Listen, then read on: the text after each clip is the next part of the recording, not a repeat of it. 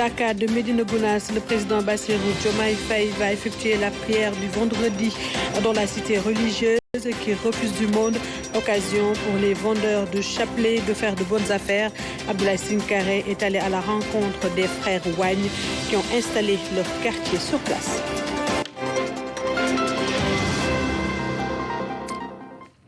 Et pour démarrer ce tweet du chef de l'État à l'occasion de la Journée mondiale de la presse, la liberté de presse, véritable pierre angulaire des sociétés démocratiques, garantit que chaque citoyen reste informé, engagé et participe activement aux débats essentiels qui façonnent notre avenir commun.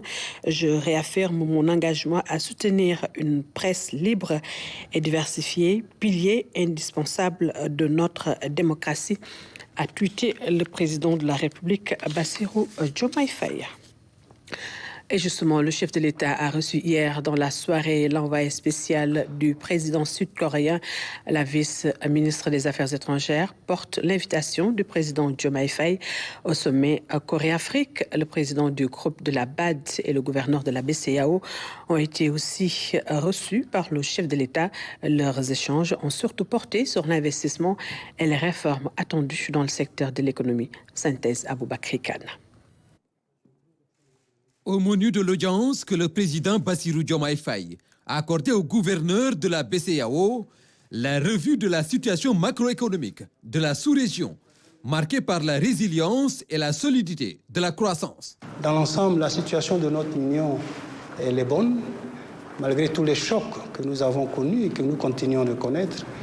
La croissance économique reste solide dans notre zone, devrait être au-dessus de 5% en 2023 et atteindre pratiquement 7% en 2024. Nous avons réussi à stabiliser l'inflation dans l'Union. Aujourd'hui, après une inflation de plus de 7% en 2022, nous avons fini 2023 à 3%, 3,7%, et ça devrait baisser encore en 2024. Et au niveau de nos échanges extérieurs également, la situation s'améliore. Le secteur bancaire est solide.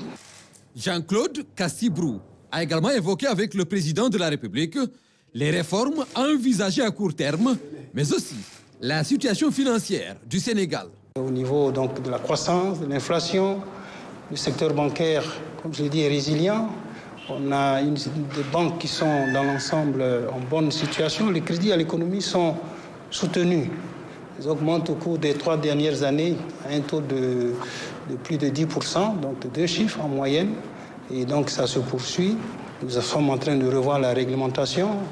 Nous avons revu la loi bancaire, la loi sur la microfinance, la convention de la commission bancaire. Et donc nous poursuivons donc dans cette dynamique avec d'autres réformes qui vont être introduites en 2024. Nous sommes en train de développer tout le processus de digitalisation. Nous voulons accroître, intensifier la digitalisation dans notre espace monétaire, dans notre région, pour justement faciliter le paiement et par ce biais, accroître l'inclusion financière. Autre audience, celle du président du groupe de la Banque africaine de développement. Les réformes ont aussi été au cœur des discussions. La Banque africaine de développement soutient fortement ce groupement. Je soutiens fortement parce que la stratégie qui a été définie, qui s'appelle le projet du président, c'est un projet qui vise à faire beaucoup de réformes. Je peux appeler ça comme un tsunami de réformes. Réforme au niveau fiscal, réforme au niveau monétaire, réforme des institutions de l'État, au niveau juridique, au niveau de la gestion des ressources publiques, parce que c'est quelqu'un qui vient, qui fait l'impôt et tout cela, donc il connaît très bien. Et aussi, il a beaucoup exprimé son intérêt de voir aussi la restructuration de l'économie pour voir une industrialisation locale, consommer les choses qui sont produites. Akinwumi Adesina de saluer l'intérêt que le président Bassirou Diomaye Faye accorde à l'investissement dans les domaines relatifs à la création de l'emploi, notamment des jeunes, la santé et l'agriculture. On va faire beaucoup d'investissements sur l'infrastructure pour l'agriculture, surtout sur l'irrigation. Nous avons parlé concernant du riz, du maïs, de blé. surtout qui est vraiment très important pour lui, et il lui avait assuré que l'engagement sera très fort de la Banque africaine de développement. Et deuxièmement, nous avons aussi parlé concernant la santé. Le chef de l'État est vraiment intéressé d'assurer l'autosuffisance au niveau de la santé et le produit pharmaceutique ici au Sénégal. Le chef de l'État aussi a parlé beaucoup concernant l'engagement des jeunes, la création de l'emploi des jeunes. Et je lui avais assuré que la Banque africaine de développement mettrait à la disposition de son gouvernement les instruments que nous appelons la banque d'investissement dans l'entrepreneuriat de jeunes. Pour cette année, la Banque africaine de développement mettra à la disposition du gouvernement 500 millions de dollars pour les projets dans différents volets. C'est pour les besoins de la première édition du sommet Corée-Afrique prévu les 4 et 5 juin prochains que Séoul a dépêché à Dakar sa vice-ministre des Affaires étrangères. La Corée et le Sénégal maintiennent la coopération bilatérale depuis longtemps et nous allons toujours continuer cette coopération à l'avenir. Aujourd'hui, j'ai rencontré Monsieur le Président. C'est pour discuter la coopération d'avenir.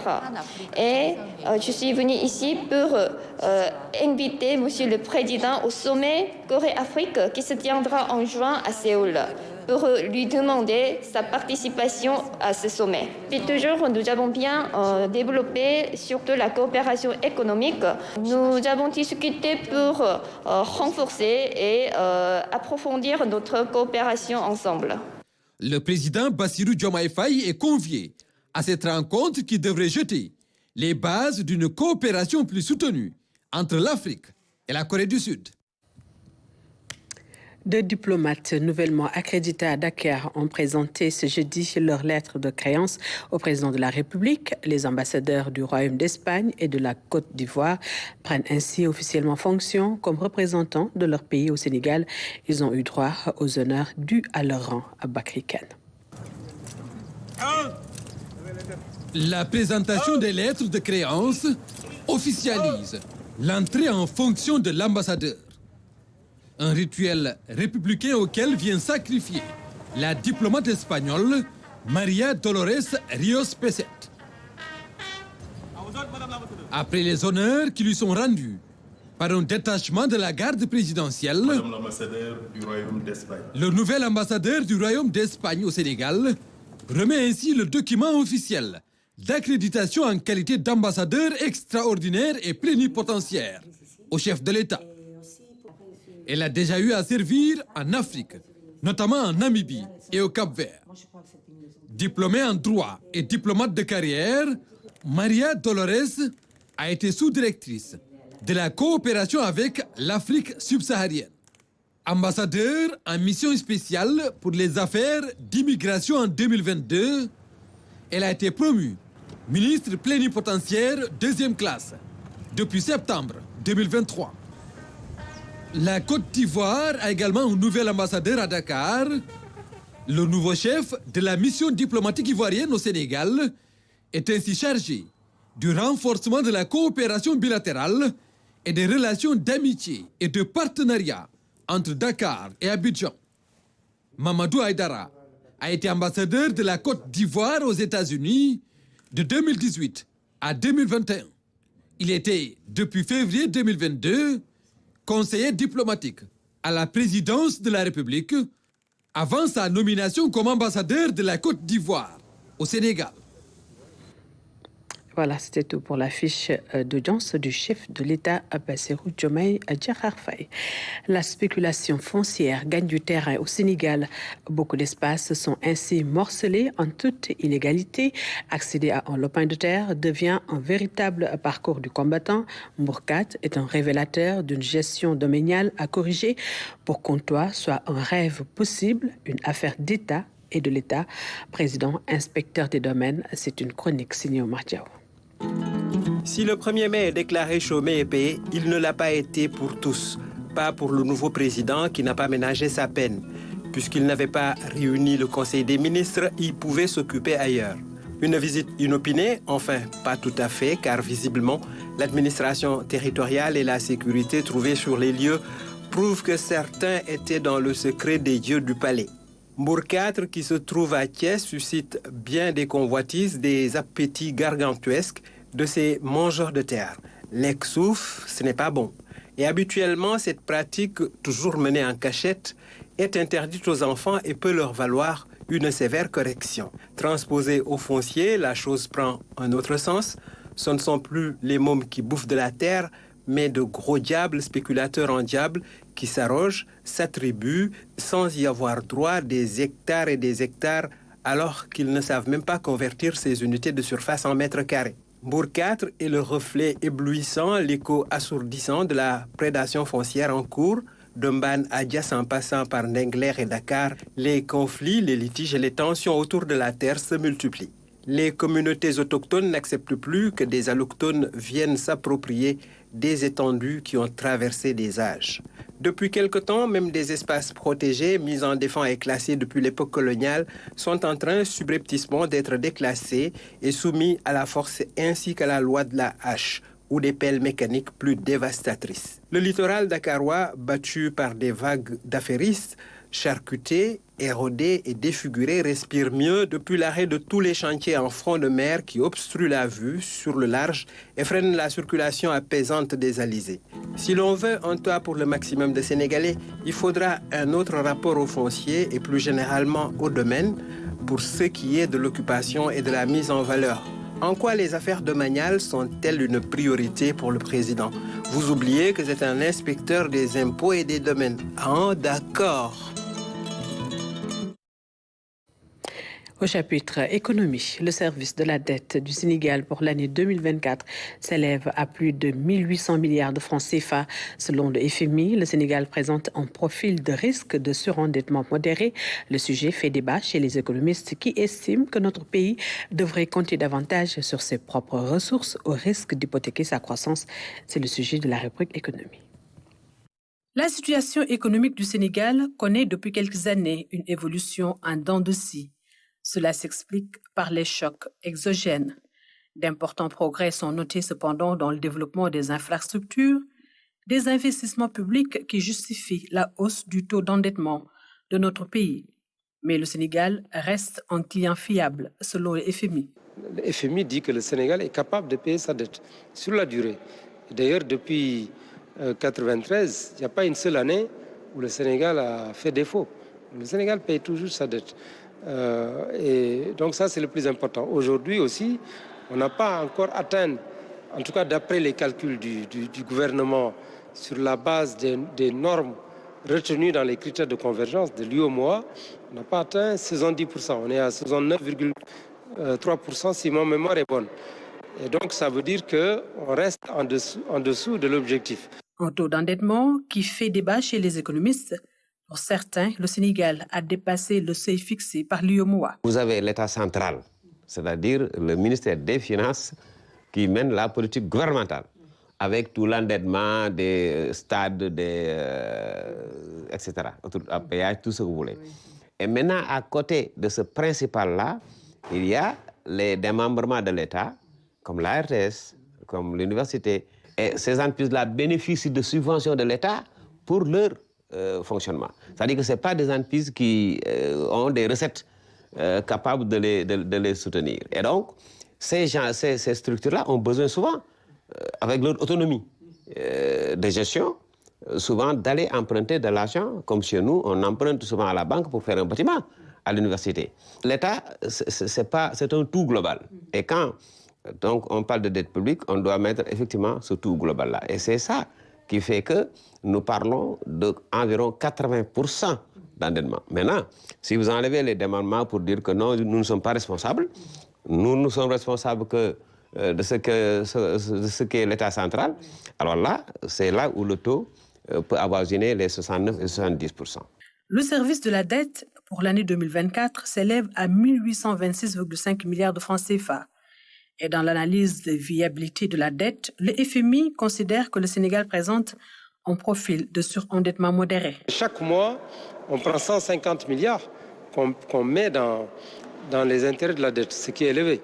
Parce que ces 150 milliards, on aurait pu les mettre dans l'agriculture, dans la pêche ou dans la production industrielle. On rapporte le service de la dette aux exportations et on rapporte aussi le service de la dette aux recettes budgétaires. Et si vous prenez tous ces deux critères-là, le Sénégal est dans une zone rouge. Donc c'est une zone qui peut vous montrer que ce pays-là, c'est un pays qui peut ne plus pouvoir honorer ses engagements. Et ça peut freiner l'ardeur de certains investisseurs. L'amélioration de l'efficacité des investissements publics, le renforcement du secteur privé, des réformes institutionnelles pour stimuler l'environnement des affaires ou encore le rebasing, autant de solutions envisagées. Avec le rebasing, la révision des méthodes de calcul du PIB qui est en train d'être faite par la NSD, on devrait avoir une augmentation du PIB. Ça permettrait de réduire le ratio de la dette parce que le PIB est au dénominateur. Donc si le dénominateur augmente, bien évidemment le ratio diminue. Et donc ça c'est une bonne nouvelle. Ça nous permettra d'avoir plus de marge de manœuvre pour la dette. Il y a quand même des perspectives qui peuvent permettre de redresser la situation à très court ou moyen terme. Par exemple, il y a l'exploitation du pétrole et du gaz. Même si ce n'est pas en 2024, à partir de 2025, cela peut améliorer la situation. Je crois qu'ils vont partir sur un nouveau paradigme. Et donc, compter davantage sur les ressources propres internes, que ce soit revoir les redevances sur l'or, sur le zircon, revoir aussi ces redevances sur le pétrole et gaz, et bâtir une nouvelle assiette fiscale qui permettrait à tout le monde de payer, enlever les exonérations, avec une équité franchement qui ne nuirait plus aux activités économiques des uns et des autres. Comment faire pour mieux tirer profit de la dette? 150 milliards par mois. Le Sénégal gagnerait à revoir son niveau d'endettement au risque d'hypothéquer sa croissance. La dette publique qui fait débat chez les économistes. Une loi pour protéger tous les défenseurs des droits de l'homme au Sénégal. La réflexion est entamée pour les principaux acteurs. Il s'agit de permettre à ces derniers de faire correctement leur travail sans se soucier des entraves comme les arrestations ou la prison. Samané. Ils sont activistes, journalistes, artistes, membres de mouvements citoyens, de la société civile et d'ONG. Leur dénominateur commun, la défense des droits de l'homme, une activité qu'ils mènent parfois au péril de leur vie. On a vu d'ailleurs, lors des derniers événements qui ont eu lieu au Sénégal, le dernier processus avec tous les activistes qui ont été emprisonnés, les militants des organisations citoyennes, de la société civile, les institutions qui ont été persécutées par le gouvernement. On a vu ces emprisonnements, on a vu tout et ça a montré à quel point on était vulnérable. Ça a montré à quel point on n'était pas protégé et on a estimé que le moment était bon, le momentum il était bon pour qu'on puisse avancer dans cette initiative de la coalition sénégalaise des défenseurs des droits de l'homme. Dans cette initiative, la coalition sénégalaise des défenseurs des droits de l'homme est allée très vite avec un avant-projet de loi.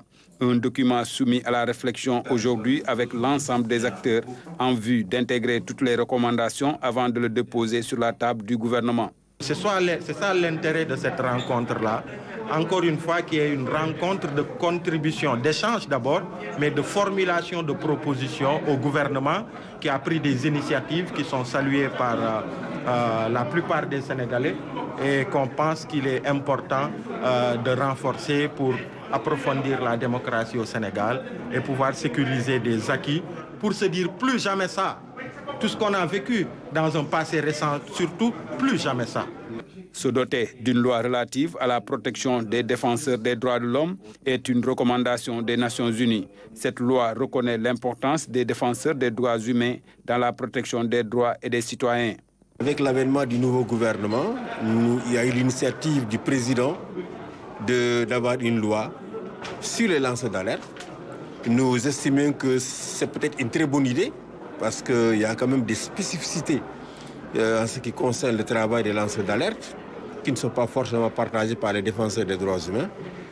Et donc nous allons certainement vers une loi spécifique aux défenseurs des droits humains.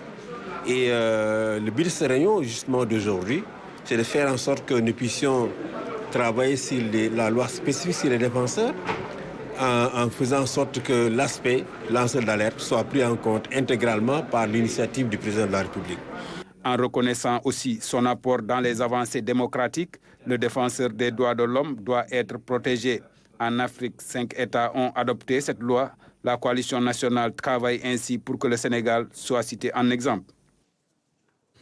Le 10e Forum mondial de l'eau va se tenir du 18 au 25 mai, une plateforme unique où la communauté de l'eau et les décideurs se retrouvent pour échanger et voir comment régler le problème de l'accès aux liquides précieux et la lancinante question de l'assainissement.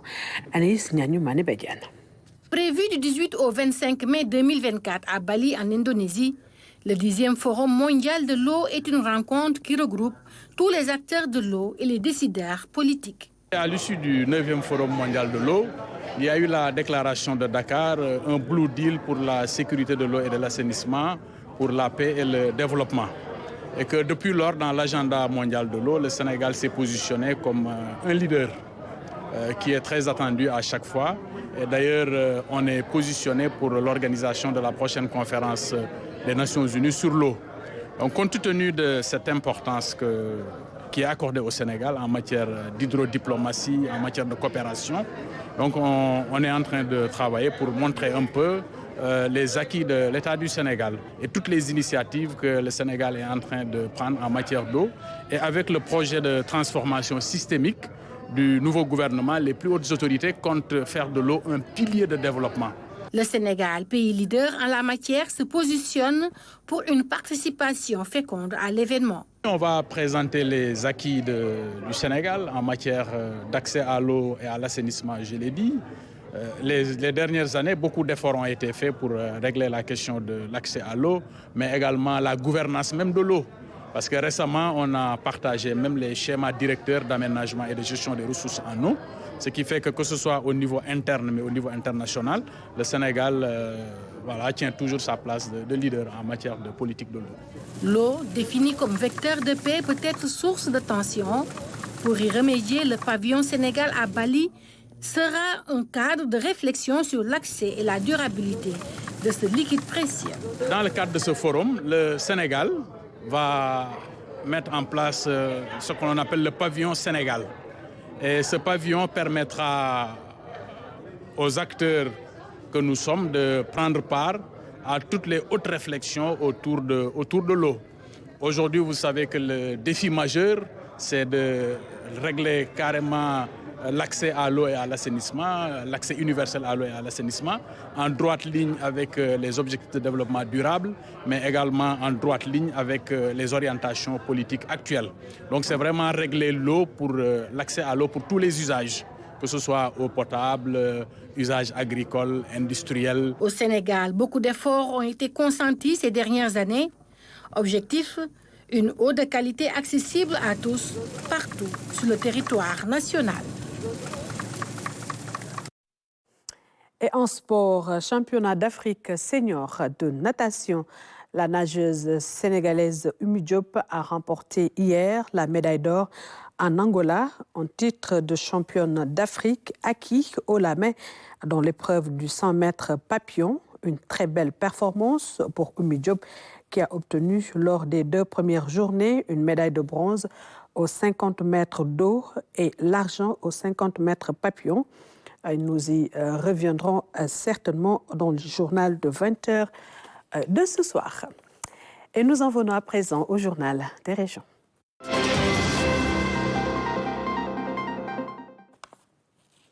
Et pour démarrer le journal des régions, le ministre de la Santé a déployé 3 unités mobiles pour la couverture sanitaire du Dakar, de gros moyens qui ont porté leurs fruits au niveau de la prise en charge sanitaire des pèlerins. Plus de 3000 personnes ont été consultées depuis le début de l'événement. Le 27 avril dernier, le district sanitaire de Vélingara a fait un bilan à mi-parcours. Tidiane Sissé nous en dit plus.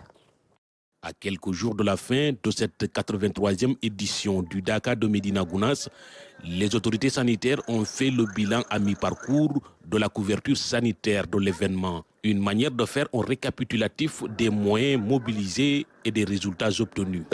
Nous avons consulté environ 3000 personnes, donc qui est d'habitude la moyenne au niveau des différents Dakar. Vraiment, le ministère a mis tous les moyens pour que cette couverture se passe dans de bonnes conditions. Asthénie, céphalée, fatigue, diarrhée, déshydratation, hypertension artérielle. Voilà en quelque sorte les pathologies diagnostiquées chez les patients. Et ça peut s'expliquer parce qu'il fait très chaud et l'alimentation aussi, les gens vivent dans des conditions, vous savez, Dakar, c'est comme le nom dit. Donc c'est normal que ces conditions ne soient pas les meilleures. C'est pourquoi nous procédons chaque jour à des visites de supervision et le contrôle sanitaire. À côté du site du Dakar, il y a eu également la mise en place de postes de contrôle sanitaire au niveau des points d'entrée les plus stratégiques et la mobilisation d'une quinzaine de médecins et d'ambulances. En tout cas, nous avons renforcé le poste de contrôle de Kalifrou. C'est un poste de contrôle, je précise, c'est un poste de contrôle qui fonctionne permanemment, même en dehors du Dakar. Oui, celui de Manda aussi. En fait, Manda, ce n'est pas un poste de contrôle, mais comme c'est un carrefour, nous avons mis une équipe à Manda avec une ambulance. Depuis le début de cette 83e édition du Dakar de Médina Gounass, le 27 avril dernier, il y a eu également l'évacuation d'une dizaine de personnes vers les structures sanitaires de Kolda et de Tambacounda. Et puis, nous restons au Dakar de Médina Gounass. Je rappelle que le chef de l'État, Bassirou Diomaye Diakhar Faye, va effectuer la prière du vendredi dans la cité religieuse. Et puis, le chapelet est un objet très prisé par les pèlerins. À côté des modèles importés, il y a ceux confectionnés sur place par les frères Wagne qui ont installé leur quartier sur place. Focus sur ces artisans qui perpétuent un legs, nous dit Abdoulaye Sinkari. Dans cet atelier de fortune, le bruit des machines ne connaît pas de répit. Ce semblant de désordre est le cadre d'un travail à la chaîne des plus minutieux. À la fin de chaque journée, une quinzaine de chapelets en moyenne est produite ici. Nous produisons entre 10 et 20 chapelets par jour. Cela dépend de l'état de forme des uns et des autres.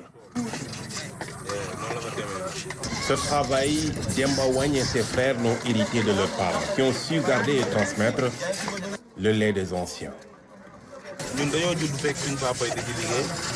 Nous avons hérité ce travail de nos parents. Il demande de la patience et de l'abnégation.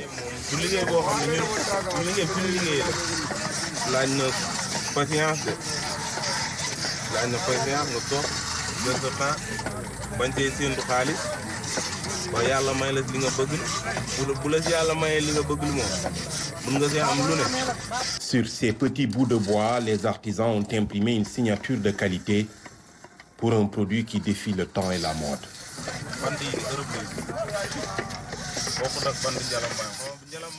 Il y a différents types de bois, comme le djalamban, le bani, mais ce bois que nous travaillons présentement est plus cher.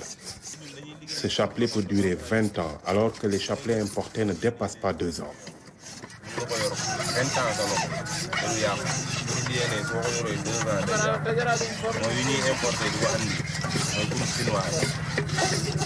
L'activité nourrit bien son homme, même si la concurrence commence à faire de l'ombre.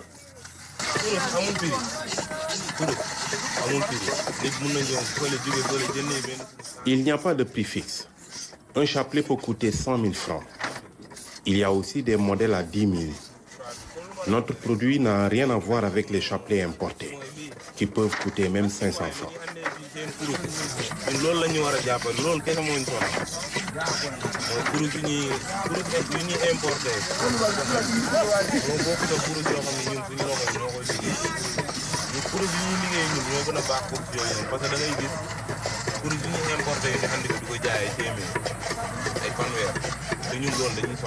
Malgré tout, les chapelets sortis de l'atelier de Demba restent parmi les plus prisés. Le modèle le plus cher, c'est le Yusru, qui peut coûter jusqu'à 75 000 francs. Les artisans d'à côté travaillent tous avec le bois bahline. C'est très prisé et ce n'est pas très cher.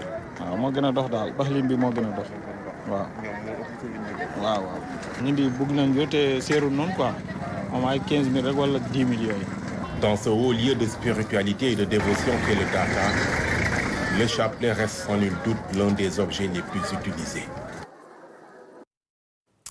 D'autres reportages sur le Dakar de Médina Gounass à suivre dans nos prochaines éditions.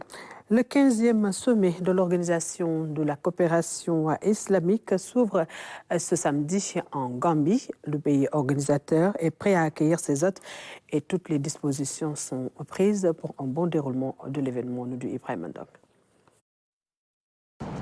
Il cristallise tous les regards. Une belle vue pour un centre qui est fin prêt à accueillir ses hôtes. Voici le Centre international de conférence Daouda Kairaba Jawara. C'est ici que toutes les activités vont se tenir durant le sommet. Déjà, toutes les dispositions sont prises pour un événement qui était prévu en 2020.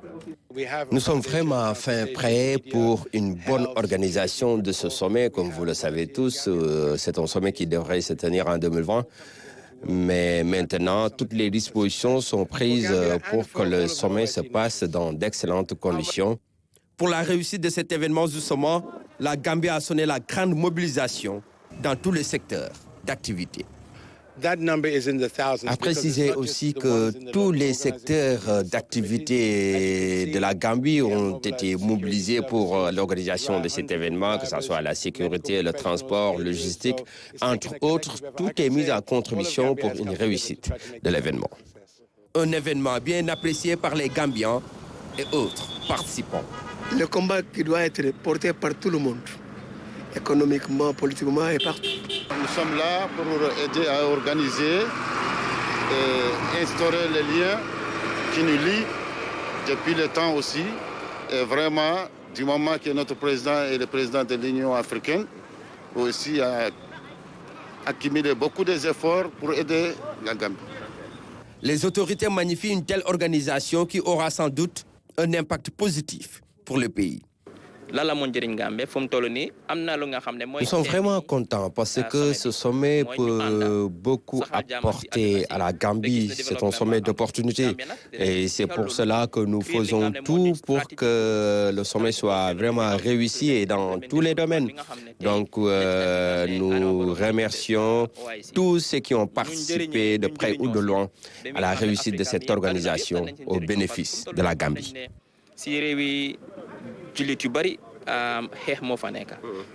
A précisé que tous les 57 membres que compte l'Organisation de la coopération islamique ont déjà confirmé leur participation. Reste maintenant à relever le pari de l'organisation. Et justement, direction la Gambie pour retrouver notre envoyé spécial sur place, Ibrahim Ndong. Bonjour Ibrahim. Bonjour Aminata Mbengue, merci et bienvenue au centre de conférence internationale Daouda Kairaba Jawara. Donc c'est dans ce centre que toutes les activités vont se dérouler durant ce 15e sommet de l'Organisation de coopération islamique. Et comme vous le savez, c'est la Gambie qui est à l'honneur pour organiser ce sommet. Alors le regard dans le rétroviseur nous permet tout simplement de rappeler que ce sommet devrait se tenir en 2020. Alors, pour des raisons de logistique, pour des routes, beaucoup d'infrastructures qui devraient être construites, cela n'a pas été au rendez-vous. Donc, c'est ce qui a expliqué ce report 3 fois de suite que le report a été fait pour permettre en tout cas à la Gambie d'être dans les conditions de pouvoir organiser ce sommet, comme vous le savez, qui regroupe 57 membres, la deuxième organisation au monde après celle des Nations Unies. C'est pour cela que la Gambie a vraiment pris le temps nécessaire, 5 ans, pour pouvoir organiser ce sommet. Et aujourd'hui, le centre dans lequel nous nous trouvons est l'un des éléments qui devrait être construit, mais aussi il y a une route de près de 30 km qui relie le centre à l'aéroport international de Banjul de 2 voies qui est aussi construite. Il y a aussi la salle VIP de l'aéroport international de Banjul, entre autres infrastructures qui ont été construites pour permettre en tout cas à l'ensemble des délégations de pouvoir passer de bons moments ici en terre gambienne. Donc, dire tout simplement que toutes les dispositions sont prises à Aminata pour permettre à tous les membres, les chefs d'État et gouvernements de pouvoir passer de bons moments, mais aussi d'apprécier toutes les situations qui concernent la Oumma islamique.